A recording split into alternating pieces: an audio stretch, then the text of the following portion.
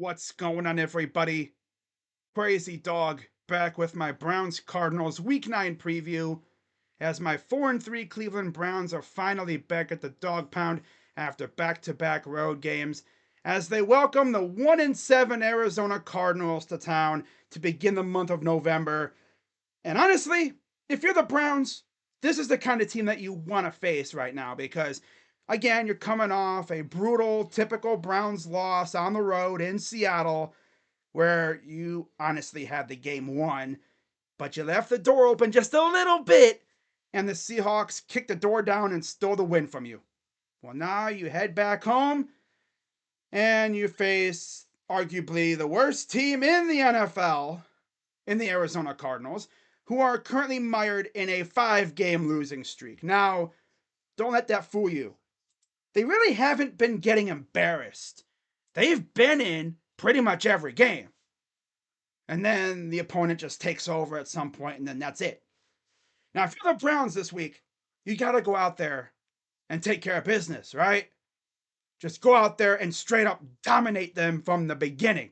From the moment that ball is kicked off and the game starts, you dominate this freaking game. Take no prisoners. Because last week, you didn't really do that. You got caught slacking at times, right? At the beginning and then at the end. I will say, though, the defense did a fantastic job holding the Seahawks down while the offense brought us back. Thanks in large part to a couple turnovers. That's another thing we got to do this week. We got to start getting some more turnovers. And for the love of God, take care of the ball. My God. Every week, turnover, turnover, turnover. I mean, I have never seen quarterbacks so prone to turning the ball over. PJ Walker. What the heck, man? It's like he can't help himself.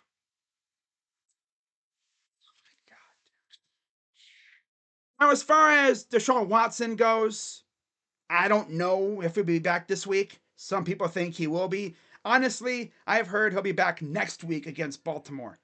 Sounds like that was the plan from the beginning. Have him ready for Baltimore. He thought he was ready for Indy, but as we saw, he clearly wasn't. Now, before I get into the preview portion of this game, of this video, got some news to talk about. Of course, today was the trade deadline. Browns made one trade, and that was trading away Donovan Peoples-Jones to the Lions for a 2025 late round pick.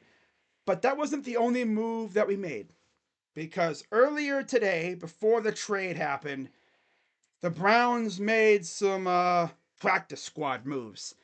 As you can see, the tweet on your screen from Mary Kay Cabot, and I quote, from earlier today, 1:54 p.m., Browns have signed tackle Jerron Christian, running back Kenyon Drake, and wide receiver James Prochet to the practice squad, and released running backs Nate McCrary and Jordan Wilkins.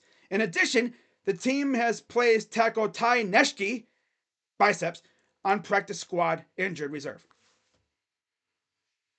The funny thing is, everyone saw the tweet that Kenyon Drake posted, and that's how we knew that we signed him. Although some people had this theory that he was just posting that GIF because it was Halloween.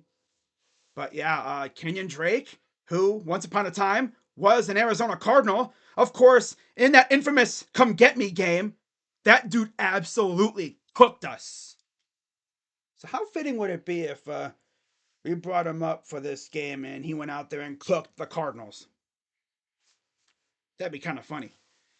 Now, James Prochet, I believe he does have experience as a return man.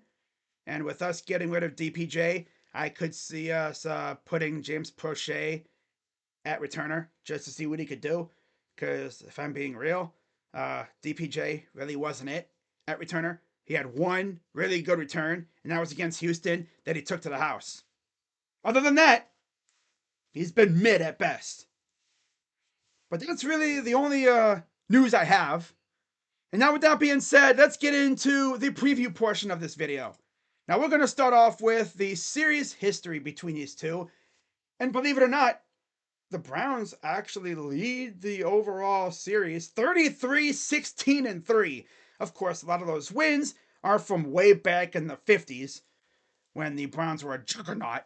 Although lately the Cardinals have started winning some games. In fact, the new iteration of the Browns has only beaten the Cardinals once. That's crazy, right?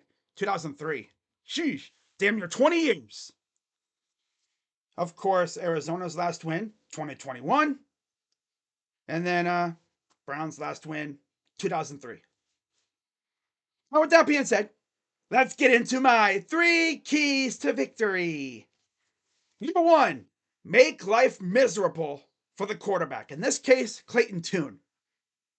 Make that rookie regret his decision to play football. Go out there and beat the crap out of him.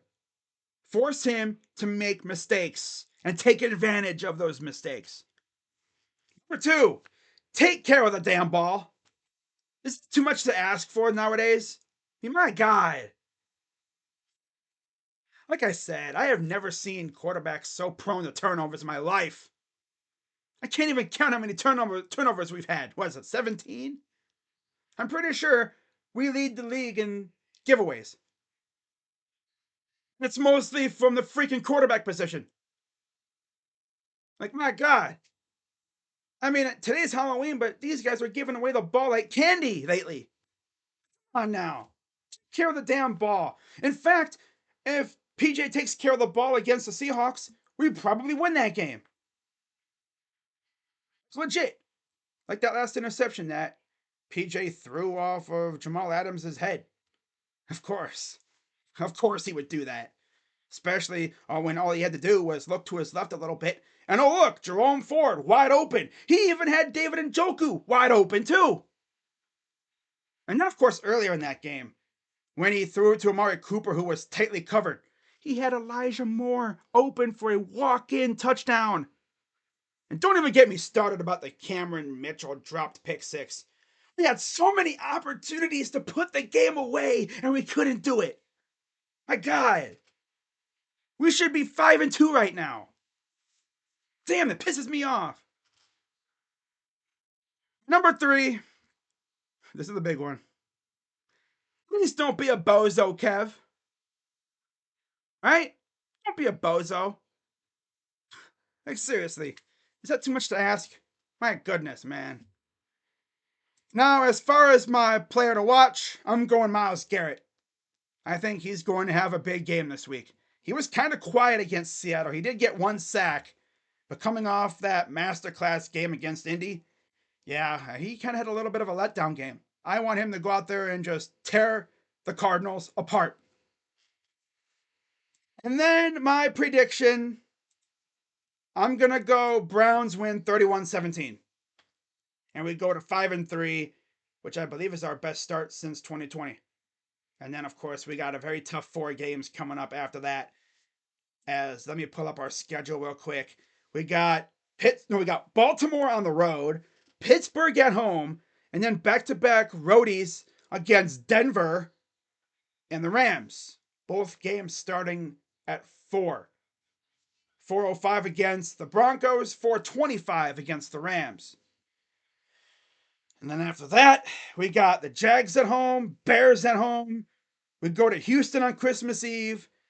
And then Thursday night against the Jets at home. And then we end the season on the road in Cincinnati again. So, see how it goes, man. What are we, like halfway through the season already? My God. Sheesh. But yeah, I mean, you look at this Cardinals team. We should be able to handle business.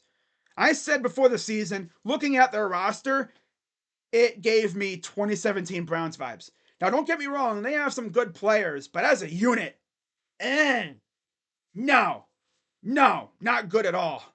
Not good one bit. In fact, as a whole, I think this might be the worst team in the league, like overall, talent-wise and everything.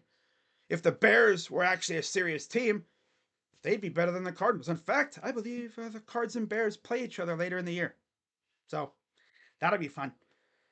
But that's all I got for you guys in this one.